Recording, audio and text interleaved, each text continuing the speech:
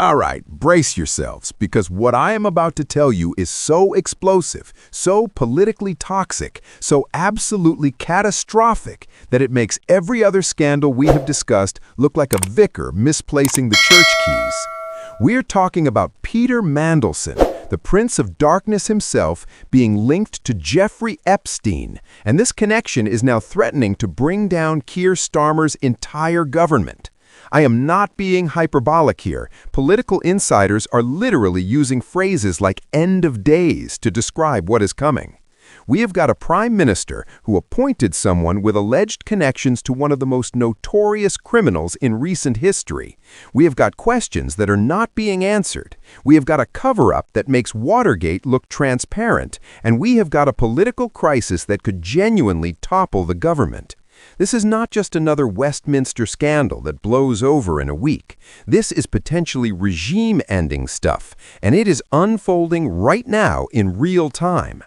If you want front-row seats to what might be the biggest political collapse in modern British history, smash that subscribe button and hit notifications right now, because what happens next is going to be absolutely seismic, and you do not want to hear about it secondhand.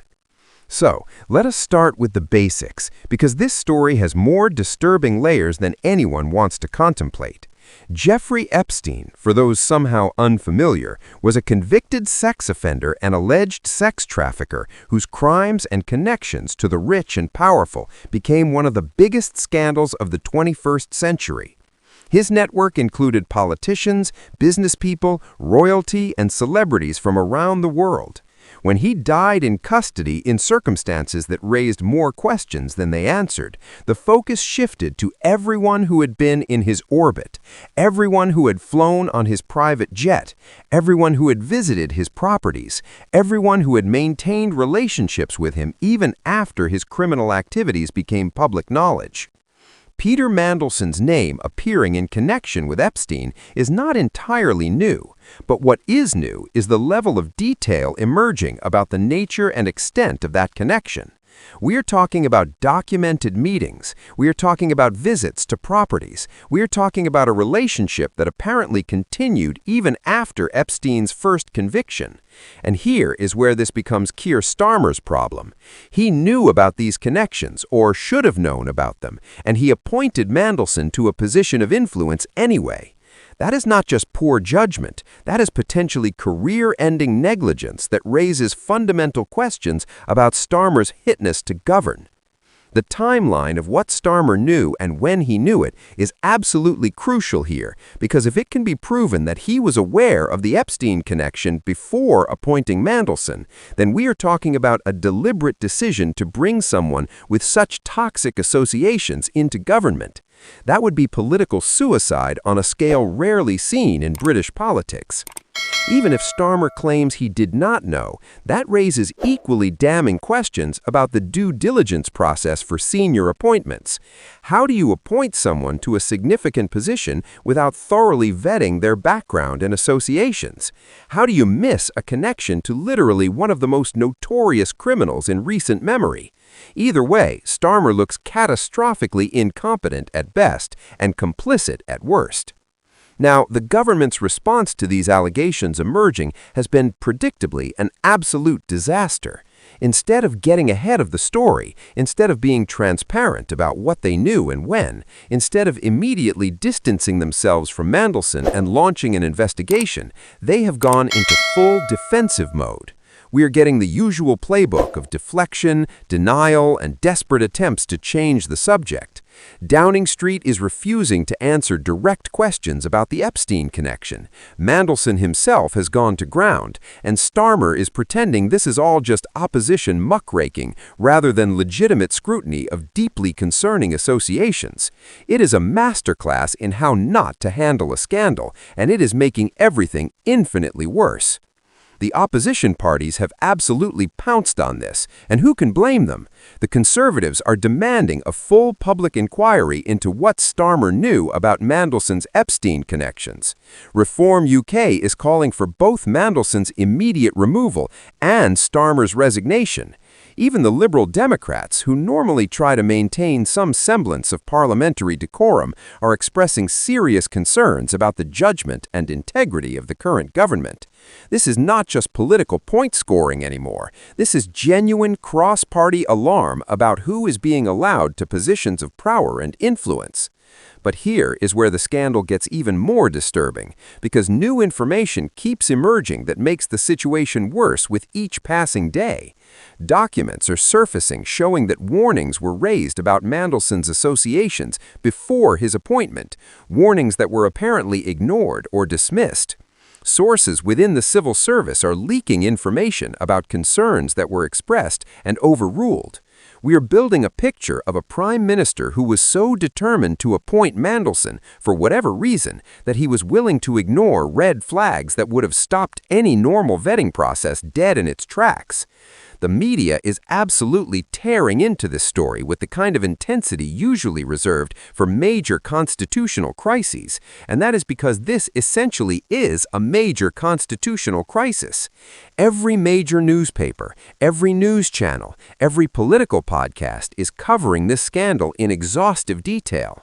Investigative journalists are digging through flight logs, financial records, meeting schedules, trying to build a complete picture of the Mandelson Epstein connection, and with each new revelation, the pressure on Starmer exponentially increases. This is not a story that is going away. This is a story that is metastasizing into something that could genuinely bring down the government. The public reaction has been of absolute revulsion, and understandably. People are horrified that someone with connections to Jeffrey Epstein could be appointed to any position of influence, let alone by a prime minister who campaigned on integrity and accountability. The hypocrisy is so stark it's almost blinding. Starmer spent years positioning himself as the ethical alternative, the man who would restore decency to politics, the leader who would never tolerate the kind of behavior that defined previous governments. And now he has appointed someone linked to one of the most depraved criminals in modern history. The betrayal that voters feel is palpable, and it is turning into genuine anger that could have serious electoral consequences. Social media has exploded with demands for answers, with people sharing documentation of the Epstein connections, with calls for protests and demonstrations. The hashtags are trending globally, not just in Britain, because the Epstein case has international dimensions that make this a story of worldwide interest. British politics is once again making headlines for all the wrong reasons, and at the center of it all is a prime minister who seems completely incapable of managing the crisis he created. Now, let's talk about what end of days actually means in this context, because political insiders are not using that phrase lightly. They are suggesting that this scandal could trigger a complete collapse of the government, not through a no-confidence vote necessarily, though that is possible, but through a wholesale loss of legitimacy and authority. When a government becomes so tainted by scandal that it simply cannot function anymore, when every policy announcement is drowned out by demands for accountability, when the Prime Minister's moral authority has been so thoroughly destroyed that nobody takes him seriously anymore, that government is finished even if it technically remains in office.